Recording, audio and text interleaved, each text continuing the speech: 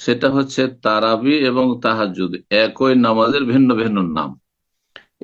তো যখন একই নামাজ মানে ওই 8 3 11 রাকাত নামাজের নাম হচ্ছে তাহাজ্জুদ গোটা বছরে। আর রমজান মাস আসলে তাহাজ্জুদও সেটির নাম, আর তারাবিও সেটির নাম, কিয়ামুল লাইল সেটির নাম, কিয়ামে রমজান সেটির নাম, সালাতুল লাইলও সেটির নাম, এই 5টি নাম। সুতরাং নামাজ একটি। এই ক্ষেত্রে সবচাইতে উত্তম সুন্নাহ হচ্ছে নবী সাল্লাল্লাহু আলাইহি ওয়াসাল্লামের রাকাত সংখ্যার সুন্নত হচ্ছে 8 3 11। মা আয়েশা রাদিয়াল্লাহু তাআলা আনহা বর্ণনা করেছেন, মা কানা ইয়াজিদু ফি রমাদান ওয়ালা ফি গায়রিহি আলা 11 রাকাত। রাসূলুল্লাহ সাল্লাল্লাহু আলাইহি ওয়াসাল্লাম রমজান মাসে হোক আর অন্য কোনো মাসে হোক 11 রাকাতে বেশি পড়তেন না, কিন্তু অনেক লম্বা করে দীর্ঘায়িত করে পড়তেন। 2 রাকাত সালাতেই ধরেন 1 1 ঘন্টা, যে এইভাবে পড়তেন, লম্বা করে পড়তেন। সাহাবায়ে কেরাম এই কোয়ালিটিটা এইভাবে রেখেছিলেন। তারপরে ধীরে ধীরে ধীরে ধীরে মানুষের হিম্মতটা দুর্বল হয়ে গেল, যে এত লম্বা করে সালাত আদায় 2 রাকাত পড়তে 1 ঘন্টা লাগিয়ে দেওয়া বা 40 50 মিনিট লাগিয়ে দেওয়া, আজকাল তো কাউকে পাওয়া যাবে না এরকম হিম্মতের, ইল্লা মাশাআল্লাহ, আল্লাহর কিছু বান্দা বান্দি হয়তো আছে। তো তখন, হ্যাঁ, তখন মুসলিম কিছু ওলামারা কি করলেন, এত লম্বা না করে এর, হ্যাঁ, বদলে কি করে, এর পরিবর্তে কি করলেন, তারা রাকাত সংখ্যা বাড়িয়ে দিলেন। রাকাত সংখ্যা বাড়িয়ে দিলেন।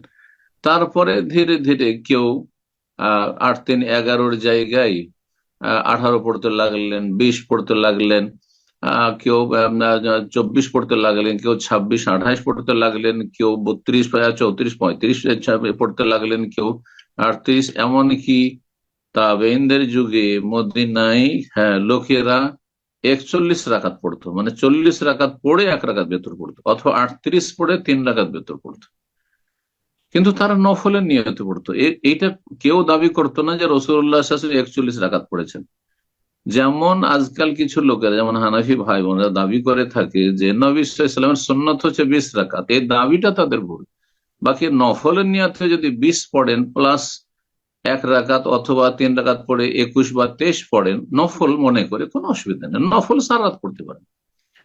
তো আপনাকে পরামর্শ দেব, সবচেয়ে ভালো যদি এই 8 রাকাতকে দীর্ঘায়িত করে পড়তে পারেন, সবচেয়ে ভালো লম্বা লম্বা কেরাতে, লম্বা লম্বা সেজদায়, রুকুতে।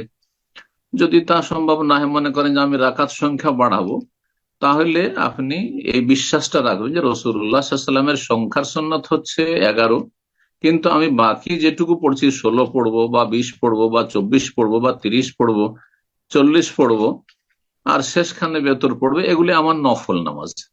নফল পড়তে কোনো অসুবিধা নেই। সালাতুল লাইলে মাসনা মাসনা, রাতের সালাত হচ্ছে 2 2 করে। ফাইজা খাসি আহাদুকুম সুবহা, তারপর 2 2 করে পড়তে পড়তে যখন ফজর হওয়ার আশঙ্কা হলো, শেষখানে বেজরটা পড়ে নেন, মানে বেতরটা পড়ে নেন। সারা রাতে যা পড়লেন তা বেজর হয়ে গেল, বেতর হয়ে গেল। জি। সুতরাং 16 পড়তে অসুবিধা নেই, কিন্তু আপনি 16কে নবী সাল্লাল্লাহু আলাইহি ওয়াসাল্লামের সুন্নত বলবেন না। নবী সাল্লাল্লাহু আলাইহি ওয়াসাল্লামের সুন্নত হচ্ছে 8 3 11 রাকাতি, কিন্তু বাকিটা আমি পড়েছি নফলের নিয়তে পড়েছি, কোনো অসুবিধা নেই। সেটা ভেঙে ভেঙে কয়েকবারে পড়েন, একবারই পড়ে নেন, এই রাতে কিছু পড়লেন, সেই রাতে শেষ রাতে কিছু পড়লেন, কোনো অসুবিধা নেই। বারাকাল্লাহ ফিক। শেষ রাতের এবাদত, হ্যাঁ, শেষ রাতের এবাদত প্রথম রাতের চাইতে উত্তম। ওমর রাদিয়াল্লাহু তাআলা আনহু একটি বক্তব্য রয়েছে, যখন তিনি তারাবি বা জামাত 30 দিন শুরু করে উবাই বিন কাবের ইমামতিতে, তামিমদার ইমামতিতে, বললেন যারা এখন সালাত আদায় করেছে এশা পরে, তাদের চাইতে উত্তম ওরা যারা এখন না পড়ে শেষ রাতে পড়ছে।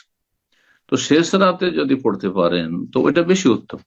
অথবা কিছু পড়লেন আপনি, এখানে 4 রাকাত পড়লেন প্রথম রাতে, আর বাকি 4 রাকাত শেষ রাতে পড়লেন। আর যদি মনে করেন যে আমি সংখ্যা বাড়াবো 11 চাইতে বেশি, বেতরটা শেষখানে রাখবেন, আর নফলের নিয়তে যত বাড়াবেন কোনো অসুবিধা নেই।